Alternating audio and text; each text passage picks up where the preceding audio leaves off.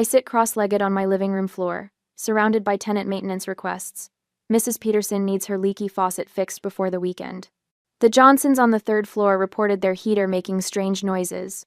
Mr. Garcia wants permission to install a ceiling fan. This is my Friday night sorting through the small problems of others while sipping lukewarm coffee. The doorbell rings. I glance at my watch, 7:15 p.m. Nobody visits without calling first, especially not on a Friday. When I open the door, my sister Valerie stands there with a smile that doesn't touch her eyes. Her camel-colored coat probably costs more than 3 months of my rent. "Miranda," she says, voice bright and brittle like breaking glass. "May I come in?" Before I can answer, she brushes past me into my apartment, her designer heels clicking against the hardwood floors. She surveys my living room, the stack of maintenance requests, the half-empty coffee mug, the couch with the throw blanket. "Grandma Eleanor crocheted for me years ago. Working on a Friday night? You always were the dedicated one," she says, but the words sound more like an accusation than a compliment. She pulls an envelope from her leather portfolio. "I came to deliver this personally, as a courtesy." The paper feels unusually heavy in my hands. I open it and scan the contents, my eyes catching on numbers that can't possibly be right. "This is a rent increase notice," I say, "from $2,350 to $7,100? You can't be serious. I've lived here 5 years. Fair market value, little sister. Business is business." Valerie adjusts her watch, a gleaming gold Cartier that catches the light. "The family voted last weekend. We're repositioning all the properties for maximum return." My mind rewinds. "Last weekend? At Mom and Dad's? You should come to more family gatherings," she says with a shrug. "Important decisions get made." The memory surfaces like a drowning victim, 14 relatives seated around my parents' dining room table. Everyone's eyes had slid away from mine when I mentioned Riverside Apartments. Mom had changed the subject while Dad refilled wine glasses. My cousins had exchanged knowing glances. They had already decided. They had already known. My pulse quickens, mouth suddenly desert dry. My hands tremble slightly as I refold the notice. When they let her crush me in silence, they never imagined that silence would become my weapon. I think, the words forming somewhere deep in my mind where fear hasn't reached yet. "You can't be serious," I repeat, voice steadier than I feel. "I've managed this building since Grandma Eleanor died. I've kept the tenants happy, handled repairs, and collected rent. For which the family has compensated you," Valerie counters. "But sentiment doesn't pay dividends." An old memory surfaces Christmas morning when I was 12. Valerie unwrapped a pearl necklace while I received a clearance rack sweater from the discount store. My parents beaming at her, barely glancing at me. "Your sister knows what she wants in life," they'd explained later. "She's looking out for the family's interests." Grandma Eleanor had pulled me aside that same day. "Your sister seeks power," she whispered, patting my hand. "You seek connection. Remember which one builds a legacy." I study Valerie now, her expensive watch, her manicured nails, the subtle logo on her portfolio that matches the one on her law firm's letterhead. The timing suddenly clicks in my analytical brain. 3 weeks after her firm lost the Westridge case. 2 months after she purchased that new house in Oakwood Hills. Part of me wants to beg, to remind her of our shared childhood. Another part knows it would be pointless.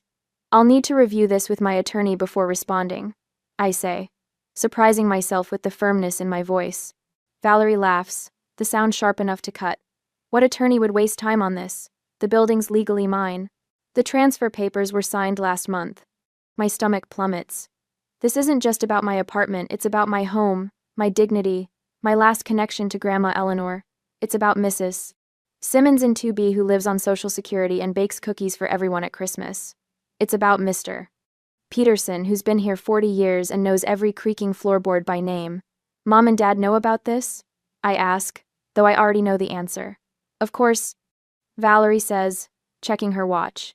"Your sister manages all the family assets." She mimics our father's authoritative tone. "She knows what she's doing." The smile that spreads across her face isn't about money. It's about winning. About finally removing me completely from Grandma Eleanor's legacy. My phone buzzes, a text message from Mrs. Simmons. "Come down for tea, dear. You look upset." I saw Valerie arrive. The old woman has lived in the building for 40 years. She was Grandma Eleanor's best friend long before she became mine. She sees everything from her window overlooking the front entrance. Valerie notices the message. The tenants aren't your concern anymore, she says, gathering her portfolio. I'll handle communications going forward. Mrs. Simmons has lived here since before we were born, I say. Grandfather clauses are for sentimental fools, Valerie replies. The market doesn't care about Christmas cookies and rent that's decades below value. Grandfather. Mrs. Simmons appears in my doorway, her silver hair neatly pinned back, wearing her usual cardigan and sensible shoes. She carries her favorite teapot on a small tray. I thought we could use some chamomile, she says, not waiting for an invitation to enter. At 72, she's earned the right to ignore certain social norms. Valerie's dismissive glance bounces off the older woman like rain off a windshield. Mrs. Simmons, Valerie says with practiced politeness. We were just discussing some business matters. I heard, Mrs. Simmons says, setting down her tea tray. She straightens her spine to her full 5'2" height. I knew your grandmother for 50 years, Valerie. What would Eleanor say about this? For a moment, Valerie's perfect mask slips. Then she recovers, smooths her coat, and heads for the door. 30 days notice, Miranda. It's all perfectly legal. When the door closes behind her, Mrs. Simmons pours tea into 2 cups with steady hands.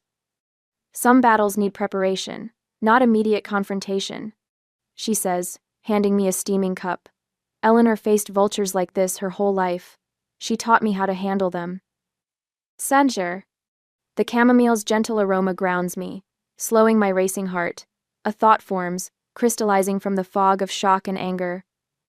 I need to check Grandma's old papers, I say. Mrs. Simmons smiles. I was hoping you'd say that. I stare at the cardboard box on my living room floor, throat tight with a mix of grief and anticipation.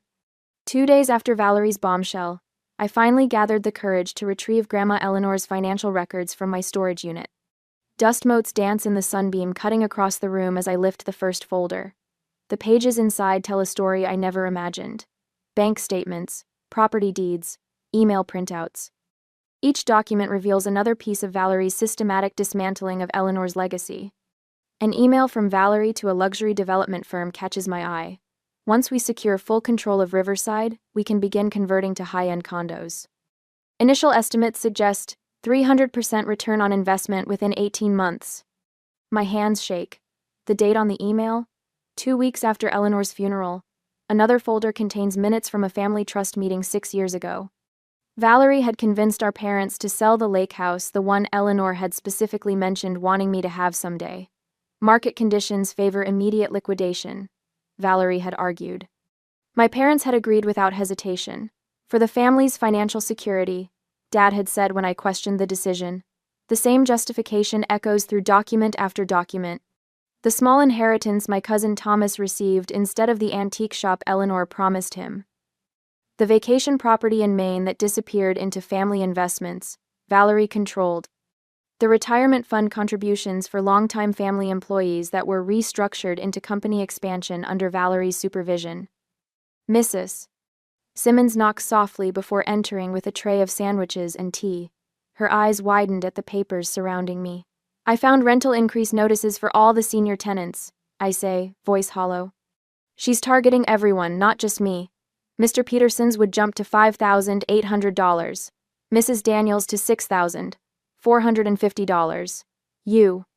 Don't worry about me, Mrs. Simmons says, setting down the tray. What else have you found? I hold up a handwritten note in Eleanor's distinctive script. Riverside must remain in the family.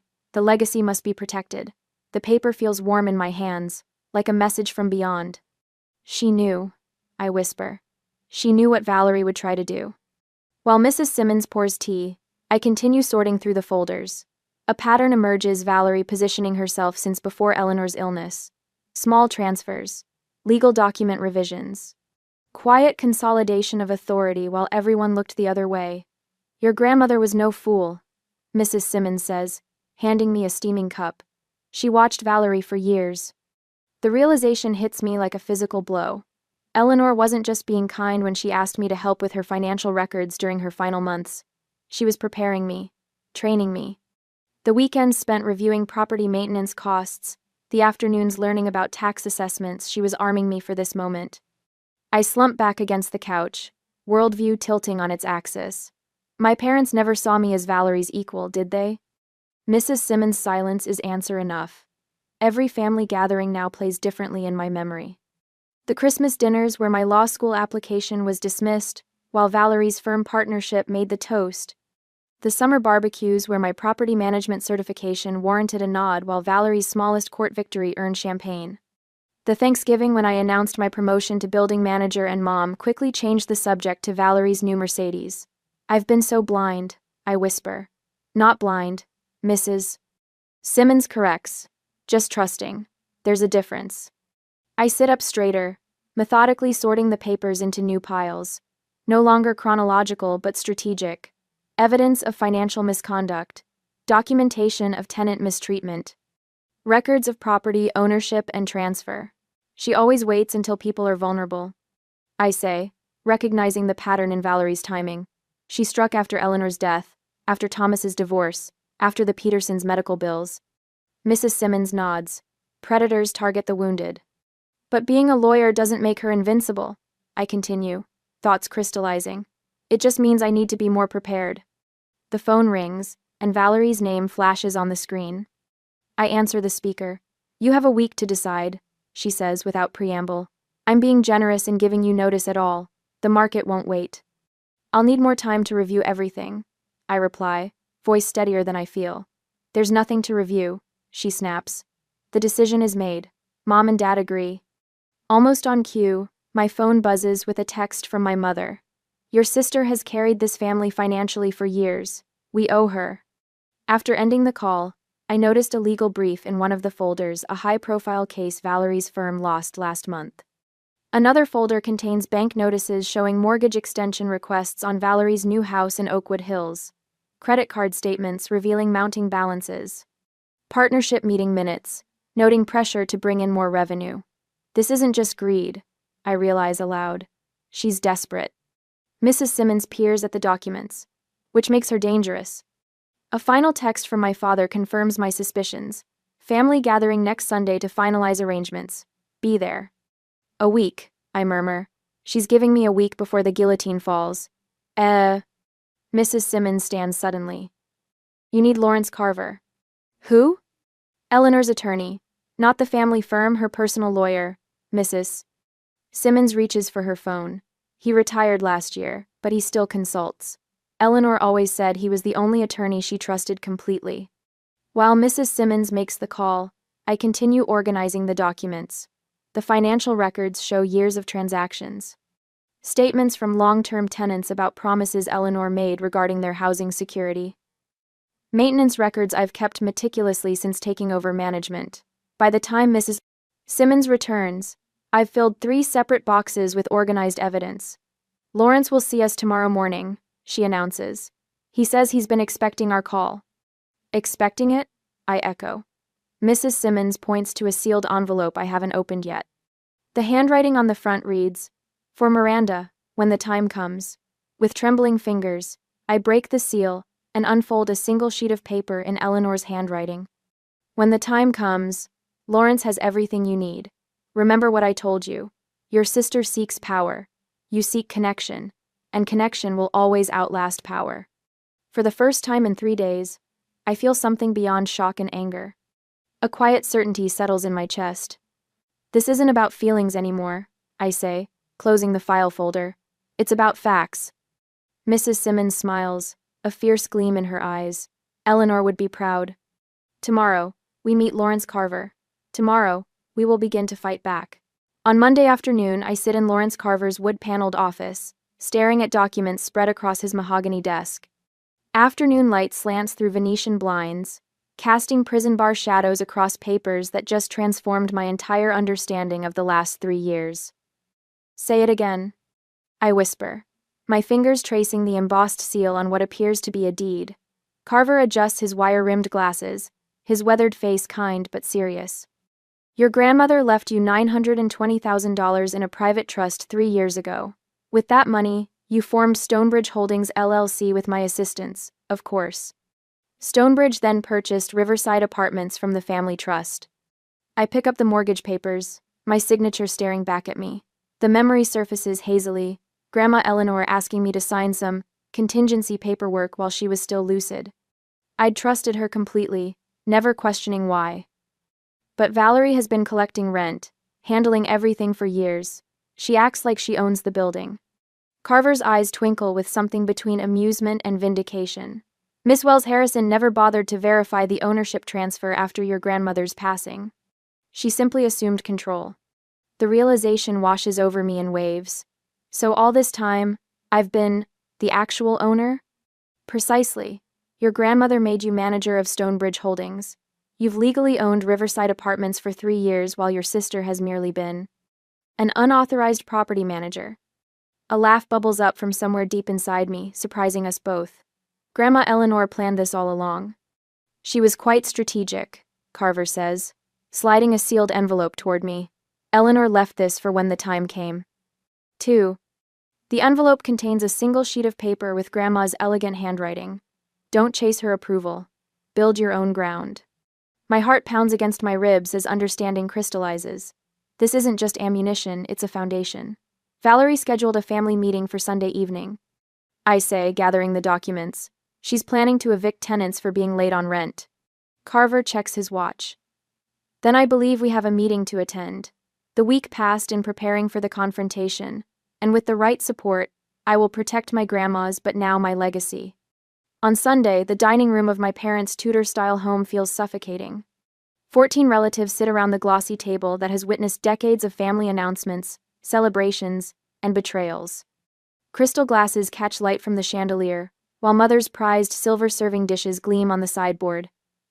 Valerie stands at the head of the table, legal documents arranged before her like weapons. Her camel blazer matches her professional demeanor as she addresses the attentive family. Mother and father sit to her right, nodding in agreement at everything their golden child says. As I was explaining, Valerie continues, Tenant 3B Mrs. Peterson is 3 days late on rent again. I've prepared an eviction notice. She holds up the document like a trophy. Business is business. Mrs. Simmons sits beside me, a guest I insisted on bringing. Her presence makes my parents uncomfortable. They know she sees through their polished veneer to the rot beneath. I've reviewed Riverside's financial records, Valerie adds. We're bleeding money on maintenance for these outdated units. Once we clear out the problematic tenants, we can begin upgrading to attract a more reliable clientele. My mother nods sympathetically. It must be difficult making these hard decisions, darling. For years I would have shrunk in my chair, swallowing objections like bitter pills. But something has shifted inside me, knowledge replacing uncertainty, strength displacing fear. Actually, I say, my voice clearer than I expected. I've reviewed the records with my attorney. The room falls silent. Valerie's smile freezes on her face. What attorney? The doorbell chimes, perfect timing, orchestrated by Mrs. Simmons' text message sent under the table. My father frowns, excusing himself to answer. When he returns, Lawrence Carver follows behind, a leather portfolio tucked under his arm. Recognition flashes in my mother's eyes. She knows exactly who Island. This is Lawrence Carver, I announced, legal counsel for Stonebridge Holdings LLC. Valerie's smile vanishes completely. What's going on, Miranda? Carver places his portfolio on the table, extracting documents with methodical precision. I represent Miss Wells in her capacity as owner and manager of Stonebridge Holdings, which purchased Riverside Apartments 3 years ago from the family trust. The room erupts in confused murmurs. My father's face reddens while my mother's pale to the color of her bone china. That's impossible. Valerie stammers, her manicured hands gripping the table edge. I would know if the building had been sold. Carver slides the deed across the polished wood. Everything was executed legally. Your grandmother ensured all appropriate filings were made with the county recorder's office. This can't be legal, Valerie insists, voice rising. Mother would never. Grandma Eleanor made sure I could protect what matters, I interrupted, meeting Valerie's gaze directly. The building, the tenants, her legacy. My cousin Rachel studies the documents, her accounting background allowing her to grasp the situation quickly. These look legitimate. Miranda owns Riverside through an LLC. Which means, Carver adds calmly, that any eviction notices or rent increases would require Miss Wells' authorization as the legal owner. Valerie sinks into her chair, perfectly tailored jacket suddenly seeming too large for her frame. Her control over me, over the building, over the narrative, visibly crumbles. My father clears his throat. There must be some mistake. No mistake, Carver replies. Just careful planning by Eleanor Wells to ensure her wishes were respected. The family gathering dissolves into chaos. My aunts whispering urgently, uncles checking phones as if answers might appear there, cousins reassessing family alliances in real time. Through it all, Valerie sits motionless, her legal training already calculating counterattacks. As we drive away later, Mrs. Simmons squeezes my hand, her eyes bright with unshed tears. Eleanor would be so proud. She always said you had steel in your spine, you just needed to discover it yourself. Back at Riverside, tenants gather in the lobby when word spreads. Mr. Garcia from 4 Amperes brings his homemade sangria. The Johnsons arrive with a casserole still warm from their oven. Even the quiet Mr. Watson from the corner apartment joins us. Is it true? Mrs. Peterson asks, her arthritis-gnarled hands clutching mine. You own the building now? I've owned it for 3 years, I explain, still getting used to the words myself. I just didn't know. Their relief is palpable. Years of uncertainty lifting from stooped shoulders and worried faces. Valerie told me last month they were converting to luxury condos. Mrs. Johnson confides. Said we should start looking for other arrangements. Mr. Garcia nods. She denied my maintenance requests 3 times and said the building wasn't worth investing in.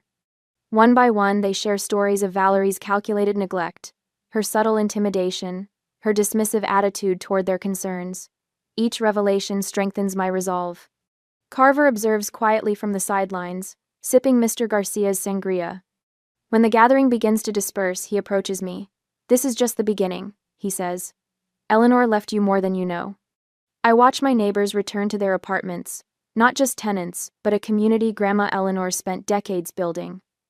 For the first time, I understand what she meant about connection being more valuable than power. But as satisfaction settles over me, a nagging thought emerges. Valerie won't surrender without a fight. She's calculating her next move even now, probably on the phone with her law firm colleagues. Do I push for everything now, riding this wave of victory? Or do I prepare for the inevitable counterattack? Mrs. Simmons seems to read my thoughts. Don't rush, she advises. Eleanor taught me that the best victories come from patience. Tonight was just the opening move. I nod, understanding completely. What happened tonight wasn't an ending, it was a beginning. I sit at Carver's antique mahogany desk, surrounded by stacks of meticulously organized documents. 3 days have passed since I revealed my ownership of Riverside Apartments, watching shock transform Valerie's usually composed features. The memory brings a flicker of satisfaction, but I push it away. That momentary victory means nothing if I can't secure permanent protection for my tenants. We need to analyze every potential legal challenge Valerie might mount, Carver says, sliding another folder toward me. Your sister isn't just an attorney, she's a strategic thinker who won't accept defeat easily. My fingers trace the embossed LLC stamp on Stonebridge Holdings Incorporation papers. I keep expecting to feel more. Triumphant, I admit, but all I can think about is what comes next. Carver's gray eyebrows lift slightly. That's exactly the right instinct, Miranda. Complacency is how people lose what they've rightfully gained. I spend hours examining property management regulations and LLC statutes, taking careful notes in Grandma Eleanor's leather-bound journal. The familiar scent of its pages grounds me as I map out Valerie's potential countermoves. Each time my mind wanders toward celebration, I redirect it toward preparation. Look at this, I say, pushing a financial statement across the desk. Valerie has been collecting rent under Riverside Management for the past 3 years, even though the property legally belongs to Stonebridge Holdings. Carver adjusts his reading glasses. That's not just misleading, it's potentially fraudulent. I open my laptop and create a spreadsheet to track every maintenance request that went unfulfilled during Valerie's management. Each ignored leak, each postponed repair, becomes a data point in a pattern of neglect that undermined the building's value, while maximizing short-term profit. I'm not doing this for revenge, I tell Carver, though part of me wonders if that's entirely true. I'm doing it because I need to understand exactly what she's done to protect myself from what she might do next. Treat this like a business strategy, not family drama, Carver advises. Your grandmother knew the difference, and it served her well. The next morning, Mrs. Simmons arrives at my apartment with a thick manila folder. Her silver hair catches the light as she hands it to me with a steady grip that belies her 72 years. 15 signed statements from tenants, she announces, documenting maintenance requests that were never addressed, rent increases without proper notice, and Valerie's dismissive treatment when they called with concerns. I add these to our growing evidence collection. Did anyone refuse to provide a statement? Only the Davidsons in 3C, she says. They're afraid of retaliation. We'll protect them either way, I promise. That afternoon, I walked through the building with my phone, photographing water damage in the laundry room ceiling, cracked tiles in the lobby, and the rusty pipes in the basement that should have been replaced years ago. Each image documents Valerie's neglect while she collected maintenance fees that never went toward actual maintenance. Back in my apartment, I pore over financial records that reveal a pattern more disturbing than simple neglect. Maintenance funds from Riverside Apartments had been systematically diverted to an account labeled Management Overhead. The transactions, meticulously documented in Eleanor's records, show nearly $83,000 that should have gone toward building improvements, but instead disappeared into Valerie's personal expenses. The doorbell interrupts my analysis. When I open it, my parents stand in the hallway, their expressions a familiar blend of disappointment and concern that instantly transports me back to childhood. You're tearing this family apart, my mother says, stepping inside without waiting for an invitation. Her pearl earrings catch the light as she surveys my document-covered dining table with disapproval. Valerie has always protected us all. My father nods, hands in his pockets. Your sister says you're threatening legal action now. Is that true? The realization hits me like cold water. Valerie has been working on them, spinning a narrative where I'm the villain threatening family harmony, rather than the victim protecting what's mine. Did she mention that she diverted over $80,000 of maintenance funds for her personal use? I ask quietly. My mother's gaze slides away. Business is complicated, Miranda. Valerie understands these things better than I do? I finished for her. That's what you've always believed, isn't it? No matter what evidence is right in front of you. Something tightens in my chest, the understanding that my parents may never see the truth, may never acknowledge that their golden child has systematically exploited everyone around her, including them. After they leave with promises to talk sense into me, I return to my spreadsheets with renewed determination. Losing my family's approval hurts, but not nearly as much as surrendering to Valerie's manipulation would. Truth matters more than approval. I whisper to myself, Eleanor's words from years ago finally making perfect sense. I organize another file of evidence, preparing for the battle I now understand is inevitable. The following morning, I sat at Carver's desk, methodically arranging folders into 3 precise stacks. The left contains financial records, showing Valerie's suspicious transfers. The center holds tenant statements documenting neglected maintenance requests. The right displays ownership documents proving my control of Riverside Apartments through Stonebridge Holdings LLC. How are we looking? Carver asks, entering with 2 steaming mugs. The aroma of dark roast coffee fills the wood-paneled office. Everything's in place, I say, accepting the mug with a nod. Tenant notices prepared, financial records secured, building improvement plans drafted. My voice sounds steadier than it did a week ago, when Valerie first appeared at my door with that envelope. Carver settles into his leather chair, the material creaking beneath his weight. Your grandmother would approve. This isn't just about keeping an apartment building, Miranda. It's about honoring a legacy. I run my finger along the edge of Eleanor's handwritten notes. Her elegant script details every precaution she took to protect what mattered to her. Valerie thinks this is about money. It never was. That's her fundamental mistake, Carver says, tapping a pen against his legal pad. She can't fight what she doesn't understand. The afternoon sun casts long shadows across the office as we work. Mrs. Simmons calls twice to report her progress organizing the tenant meeting. Mr. Peterson offers to testify about how I personally fixed his bathroom plumbing when Valerie refused to send a contractor. Even the Johnsons from the 3rd floor provide written statements about mysterious management fees that appeared on their rent statements after Valerie took over. We're preparing for war, not just another skirmish, I tell Carver as we catalog each piece of evidence. The methodical work calms me. Each document represents another brick in the foundation of our defense. My phone buzzes. Mrs. Simmons. Her name on the screen makes me smile until I read her message. Someone from your sister's law firm just served me papers, claiming I'm violating building policy by organizing tenant meetings. The coffee turns bitter in my mouth. Valerie's targeting Mrs. Simmons now. Carver reads the message over my shoulder, his eyebrows drawing together. A classic intimidation tactic. Target the support system to isolate the primary opponent. My hands clench into fists. I should confront Valerie now. This crosses a line. That's exactly what she wants, Carver warns. Every premature confrontation gives her information about your strategy. Patience. I pace the length of his office, my boots thumping against the hardwood. Mrs. Simmons is 72 years old. She shouldn't have to deal with legal harassment. The phone rings again. Mrs. Simmons called this time. I answer immediately. Don't worry about those papers, dear, she says before I can speak. Her voice carries the calm wisdom of someone who has weathered many storms. Eleanor faced worse from developers trying to buy her out in the 80s. But you shouldn't have to. She wants you to react emotionally, Mrs. Simmons interrupts. Don't give her that satisfaction. I've lived through worse than a strongly worded letter from a law firm. I close my eyes, drawing a deep breath. What do you need from me? Nothing yet. Just stick to the plan. Eleanor knew this day would come. She prepared you for it. Final.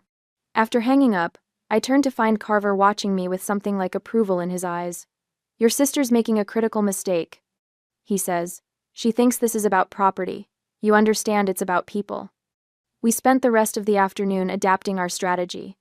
If Valerie is willing to target Mrs. Simmons, she might go after other vulnerable tenants. We draft protective measures for everyone in the building, particularly the elderly and those on fixed incomes. When the streetlights flicker outside Carver's window, we finally stop. My back aches from hours hunched over documents. My eyes burn from reading fine print. But for the first time since this began, I feel truly prepared. We have everything we need, Carver says, closing the last folder. It's time to take control. I gather my coat, suddenly aware of how much has changed in just a few days. The woman who trembled when Valerie handed her that envelope seems like a stranger now. This isn't just about me anymore, I say, more to myself than to Carver. It never was. Mrs. Simmons is waiting on her porch when I arrive home. Her silver hair glows under the porch light. Her hands cradle her favorite teapot. Eleanor knew this day would come, she says as I climb the steps. You're ready. The calm certainty in her voice washes over me. The weight of Grandma Eleanor's preparation, Carver's strategic guidance, and Mrs. Simmons' unwavering support steadies me like bedrock beneath my feet. On Monday, Valerie will discover what happens when silence becomes strength. I tap my pen against the stack of tenant applications, but the steady rhythm fails to calm my nerves. The morning sun streams through my apartment windows, highlighting dust motes dancing in the air. 3 days of relative peace since our confrontation at my parents' home. 3 days of believing I had finally taken control. My phone vibrates against the coffee table. Carver's name flashes across the screen. My stomach tightens as I answer. Miranda? Valerie just filed an emergency motion with the county court. His voice carries a tension I haven't heard before. She's challenging the LLC formation, claiming Eleanor was mentally compromised when she transferred ownership. My coffee turns bitter on my tongue. That's absurd. Grandma was sharp until the very end. It's a sophisticated strategy, Carver says. She's questioning Eleanor's mental capacity during the exact period when the paperwork was filed. If the judge grants even temporary relief, you could lose control of everything while this drags through the courts. I press my forehead against the cool window glass. How bad is this? The Register printed an interview with her this morning. She's portraying herself as the victim, claiming she's only trying to protect the family assets from Eleanor's misguided decision. I close my eyes. Let me guess. Mom and Dad are backing her up? Front page photo of all 3 of them looking appropriately concerned. Your father was quoted saying they just want what's best for both our daughters. Carver's disgust is barely contained. Valerie's scheduled a press conference for tomorrow afternoon to explain the situation to the community. The familiar pattern of my heart beating too fast begins. Breathe in, breathe out. What happens next? Judge Harmon set an emergency hearing for tomorrow morning. 9 a.m. Everything we've built could be undone with a single ruling. I grab my laptop, hands shaking slightly as I open my email. The court notice sits at the top of my inbox, the legal language cold and formal. Valerie called me last night. I told Carver. Said she's protected this family for years while I did nothing. Said it was time I stopped playing games. This isn't a game, Carver says. It's a desperate move from someone who's realized she's vulnerable. A knock at my door interrupts us. I peer through the peephole to find my parents standing in the hallway.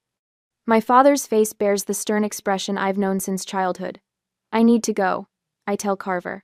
My parents are here. Remember, he says quickly before I hang up. Everything we prepared for is happening now. Stay focused.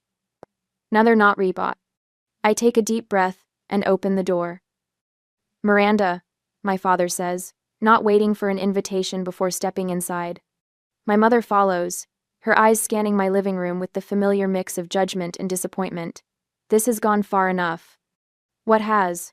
I ask, keeping my voice steady. This childish rebellion. My mother says. Valerie has managed the family properties for years. She knows what she's doing. Just let your sister handle it. She always has. The words sting with their familiar dismissal.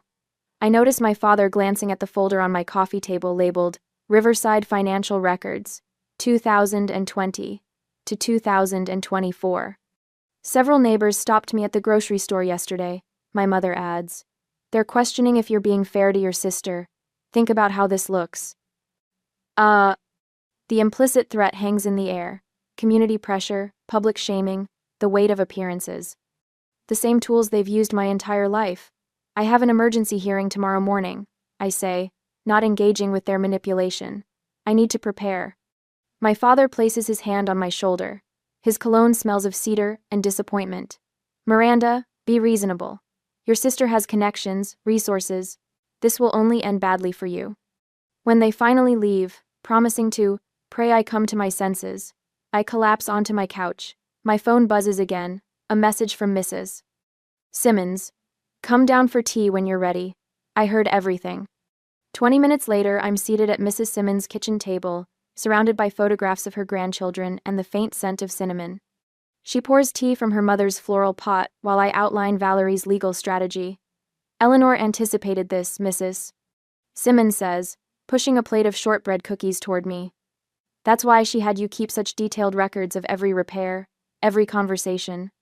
Carver says we have everything we need, I say, but Valerie's entire career is built on winning cases like this. Mrs. Simmons squeezes my hand. I've already called 12 tenants who've lived here more than 5 years. They'll all be at the courthouse tomorrow morning.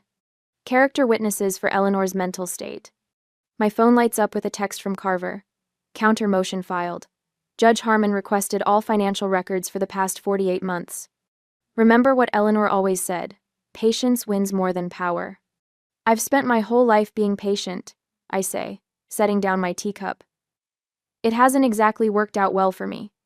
Mrs. Simmons studies me over her glasses. There's a difference between waiting passively and preparing strategically. Eleanor taught you the difference. That's why she chose you, not Valerie. By evening, my living room has transformed into a command central. Carver arrived with boxes of financial records and court precedents.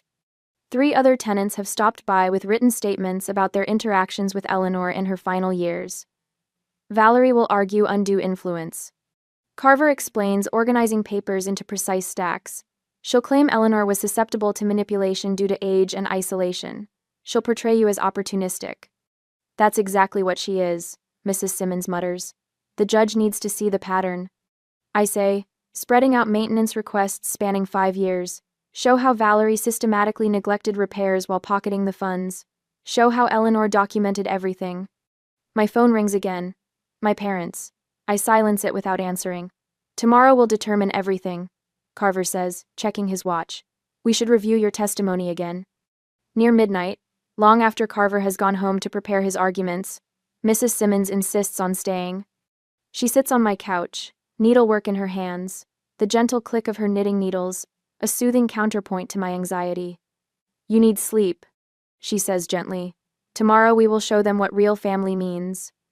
I nod, but instead of heading to my bedroom, I pull out an old photo album from my bookshelf. The leather cover is worn smooth from years of handling. I find the picture I'm looking for. Eleanor and me on the building rooftop, watching a sunset. I was 12, gangly and serious. She had her arm around my shoulders. I knew even then, Mrs. Simmons says, looking over my shoulder. Eleanor built this case for 3 years before she passed. Every document, every witness statement, every financial record. She knew exactly what Valerie would do. I'm not just fighting for myself anymore, I whisper, tracing Eleanor's face in the photograph. It's for Mrs. Peterson, who can't afford to move. For Mr. Garcia and his grandson. For everyone Valerie would discard for profit. Mrs. Simmons sets aside her knitting. Eleanor always said you understood what mattered most about Riverside, that it's not just property, it's people's homes. I place the photograph on top of my court documents. I hope I make you proud tomorrow, Grandma. Outside my window, the city lights twinkle against the darkness. Tomorrow morning, Judge Harmon will hear both sides. Tomorrow, everything changes, one way or another. I take a deep breath and begin reviewing my testimony one last time. The following morning, I grip the edge of the wooden table, knuckles turning white as Judge Harriman adjusts her glasses. The courtroom buzzes with anticipation.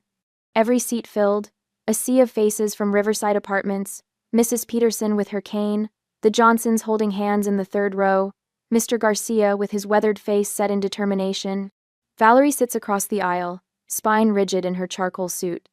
Her attorney shuffles papers with practiced efficiency.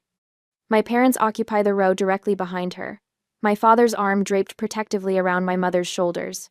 They haven't looked at me once. Mrs. Simmons reaches over and pats my hand. Breathe, dear. Lawrence Carver arranges his notes methodically beside me. Remember what we discussed. Let the evidence speak. The bailiff calls the court to order, and Judge Harriman begins. This is an emergency hearing regarding ownership and management rights of Riverside Apartments. I understand there are time-sensitive matters at stake. Valerie's attorney stands, James Preston, from her firm's litigation department. His voice fills the courtroom, measured and authoritative. Your Honor, we contend that Stonebridge Holdings LLC was formed under questionable circumstances. Mrs. Eleanor Wells was 82 and suffering from declining health when these documents were executed. We have medical records indicating she was taking prescription medications that could impair judgment. He presents documents to the court with flourish. Furthermore, Miranda Wells has limited business experience and no legal training. Her grandmother was clearly subject to undue influence during a vulnerable period. My stomach knots. They're attacking Grandma Eleanor's mental capacity, something so precious to her. I breathe slowly, remembering her voice. Patience outlasts power. Preston continues. The Wells family has managed these properties for decades. Valerie Wells Harrison has the professional expertise to maximize returns for all concerned parties. My father nods emphatically behind Valerie. My mother dabs at her eyes with a tissue. Financial records indicate, Mrs. Wells Harrison has increased property values by 23% through professional management. This last-minute claim by Miranda Wells threatens the financial security of the entire family. Judge Harriman turns to Carver. Your response, counselor? Carver rises slowly, deliberately. His movements are measured, but his voice remains commanding. Your Honor, I served as Eleanor Wells's attorney for 34 years. I was present when Stonebridge Holdings was formed, and when Eleanor Wells transferred ownership of Riverside Apartments to that LLC. He lifts a video tablet. Rather than tell you about Eleanor's mental capacity, I'd like her to speak for herself. The courtroom stills as Carver connects the tablet to the display screen. Eleanor appears, seated in her living room, date stamp showing 3 weeks before she passed away. I, Eleanor Marie Wells, being of sound mind and body, make this statement freely and without coercion. Her voice, though softer than in her prime, carries the same clarity and purpose I always remembered.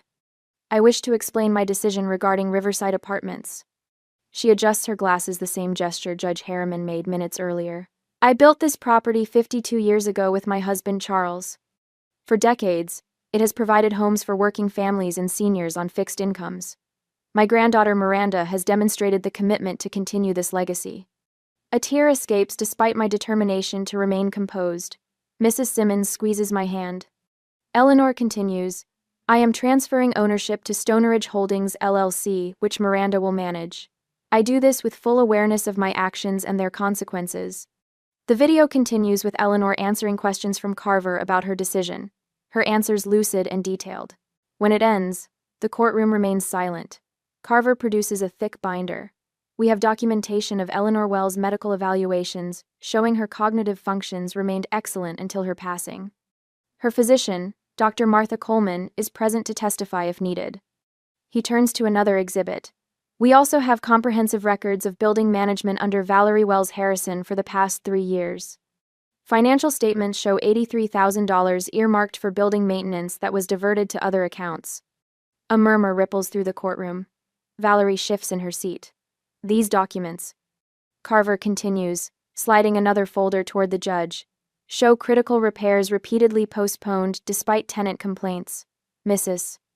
Ruth Simmons has collected statements from 17 tenants regarding deteriorating conditions under Mrs. Wells Harrison's management. Mrs. Simmons rises, clutching a folder of her own. At 72, she stands with surprising strength. Your Honor, I've lived at Riverside for 40 years. I knew Eleanor Wells as both landlord and friend. She trusted Miranda to preserve affordable housing for families and seniors. Under Valerie's management, our heat failed twice last winter. 3 elderly tenants developed respiratory infections.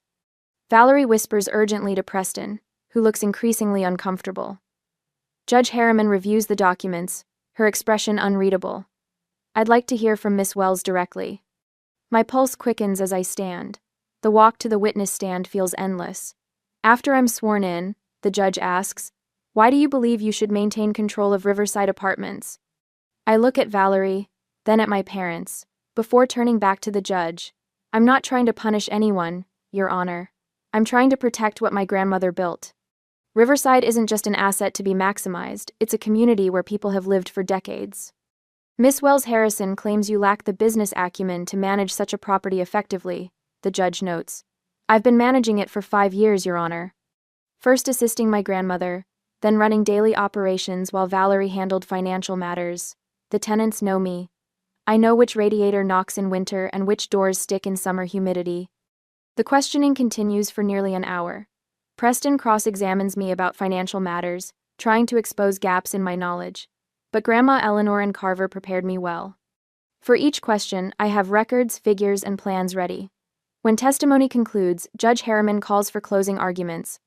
Preston emphasizes Valerie's professional qualifications and the family's long-standing financial interests. Carver counters with Eleanor's clear intentions and documentation of mismanagement. The courtroom falls silent as Judge Harriman reviews her notes. Valerie maintains her composed expression, but her fingers tap rhythmically against her leather portfolio, a nervous habit from childhood. Finally, Judge Harriman looks up. Having reviewed the evidence presented today, I find the formation of Stonebridge Holdings, LLC, and the subsequent property transfer were executed properly by Eleanor Wells while she was fully competent to make such decisions. A soft exhale escapes from Mrs. Simmons beside me. Furthermore, the financial records presented show management practices that are, at best, professionally questionable. The judge's gaze settles briefly on Valerie. This court upholds Miranda Wells's ownership and management rights to Riverside Apartments through Stonebridge Holdings, LLC. Relief floods through me, warm and overwhelming. Carver places a steadying hand on my shoulder. Additionally, Judge Harriman continues, the court orders a full accounting of all Riverside Apartments finances during Valerie Wells Harrison's management period. Any misappropriated maintenance funds must be repaid to Stonebridge Holdings within 60 days. Valerie's composure finally cracks. Her shoulders slump slightly, though she maintains her rigid posture. Any further interference with Stonebridge Holdings operations will result in additional sanctions. Judge Harriman concludes, this matter is decided. The gavel strikes with finality. The sound reverberates through the courtroom, through my chest. Thank you, Your Honor, I say, voice steady despite the emotions swelling inside me. As people rise, a gentleman in a dark suit approaches Preston, handing him a business card. I catch the words, Bar Association, before Carver guides me toward the exit. Mrs. Simmons embraces me, tears in her eyes. She's watching over you, dear. Eleanor would be so proud. Tenants surround us, offering congratulations. Mr. Garcia pumps my hand enthusiastically. Mrs. Peterson taps her cane on the floor in approval. All these years of documentation just paid off, Carver says, satisfaction evident in his voice. Eleanor knew exactly what she was doing. I turn to see my parents standing awkwardly at the periphery of the celebration. My mother's expression wavers between confusion and dismay. My father stares at the floor. Behind them, Valerie confers with Preston, her face carefully blank despite the defeat. For a moment, I consider approaching them with words of reconciliation. Instead, I turn back to the community, gathered around me, the people who trusted me, supported me, believed in me, when my own family wouldn't. This was never about revenge, I tell Mrs. Simmons quietly. It was about the truth. She nods, understanding in her eyes. The truth has a way of setting everything right in the end. Outside the courthouse, sunshine breaks through clouds that threatened rain all morning. The light feels symbolic, warming my face as I descend the steps with my real family, the one Grandma Eleanor helped me find. I stand in the renovated community room of Riverside Apartments, watching Mrs. Simmons arrange flowers on the buffet table. The morning light streams through new energy-efficient windows, highlighting the freshly painted walls in warm sandstone. 6 months since the court victory, and sometimes I still wake up expecting to find it was all a dream. "Miranda, where do you want the punch bowl?" asks Mrs. Simmons, now officially our resident liaison. Her silver hair catches the light as she turns. "Next to the cookies," I answer, adjusting the commemorative plaque we're unveiling today. My fingers trace the engraved words. Eleanor Wells Community Room, where neighbors become family. Mr. Garcia from 3B enters carrying a homemade cake. "Just like I promised," he says, "my mother's recipe to celebrate our new heating system." My phone buzzes with a message from Lawrence Carver, now permanent legal counsel for Stonebridge Holdings. The court denied Valerie's final appeal. "Congratulations, this chapter is officially closed." A weight lifts from my shoulders. Valerie's law firm placed her on leave after the trial revealed her financial manipulations. Last I heard, she took a position at a smaller firm across town. The phone rings again. My parents. After months of awkward conversations, they've slowly begun to acknowledge what happened. "We're running late," my mother says, her voice carrying that new hesitancy. "Your father wanted to bring those photo albums you asked about." As I set down the phone, Mrs. Simmons appeared at my elbow. "You never wanted to fight," she observes quietly. "You just wanted fairness." "I never thought I'd win," I admit, straightening brochures for our tenant assistance program. She squeezes my hand. "Eleanor knew you would. That's why she left you everything you needed." I nod, remembering Grandma's whispered words years ago. "Your sister seeks power. You seek connection. Remember which one builds a legacy." The morning sun shifts, illuminating the community room 6 months later. I stand confidently before the contractor team, reviewing renovation plans for the East Wing. My posture is straight, voice steady as I question a proposed materials change. The specifications call for commercial-grade flooring in the hallways. I say, pointing to the blueprints, "This alternative won't hold up to daily traffic." The lead contractor, who initially addressed his comments to my male assistant, now meets my eyes directly. "You're right, Miss Wells. We'll stick with the original plan." Later that morning, I took my coffee to the balcony of my new apartment, the building manager's suite where Grandma Eleanor once lived. From here, I can see the small garden where Mrs. Peterson tends tomatoes while chatting with a young mother who moved in last month. The waiting list for apartments now stretches to 37 names. Despite real estate pressure, I've maintained rents at affordable levels while steadily improving the building. My phone rings. Marissa, a young property manager who's been shadowing me. "The bank approved the Hawkins family for the payment plan," she reports. "Just like you suggested." "Excellent," I replied. "Remember what I told you. A building is bricks, a community is people," she finishes. In the afternoon, Mrs. Simmons finds me reviewing applications for our housing assistance program. "You're not just maintaining a building," she says, settling into the chair across from my desk. "You're building a home. Eleanor would be proud." Through my window, I spot Valerie's car pulling up to the curb. Her designer clothes were replaced with something more subdued, her posture less commanding. Our eyes meet briefly before she continues down the street. Perhaps there's a lesson learned in that glance. The seasons turn, bringing us to 1 year after the court victory. I sit across from Thomas Jenkins, a widower facing eviction after medical bills depleted his savings. "My landlord says business is business," he explains, shoulders slumped. The phrase triggers a memory. Valerie delivering my eviction notice with those exact words. I study his modest pension that barely covers essentials. Riverside has a flexible payment plan for residents in transition. I tell him, we can work with your income and adjust as your situation improves. Hope flickers across his face. I don't understand. Every other place turned me away. Riverside operates differently, I explain. My grandmother taught me that property isn't just an asset on a balance sheet. That evening, during our monthly community gathering, I watched 3 families who might otherwise be homeless share a meal in our community room. The Eleanor Wells Community Fund, now directed by Mrs. Simmons, has helped 17 households find stable housing this year. Property owners from neighboring buildings mingle with tenants, interested in our model. Your grandmother's vision is spreading, Mrs. Simmons whispers. Compassionate housing with dignity. My parents stand near the dessert table, tentatively engaging with tenants they'd once dismissed. Our relationship remains formal, but the rigid silence between us has softened into something that might, with time, heal.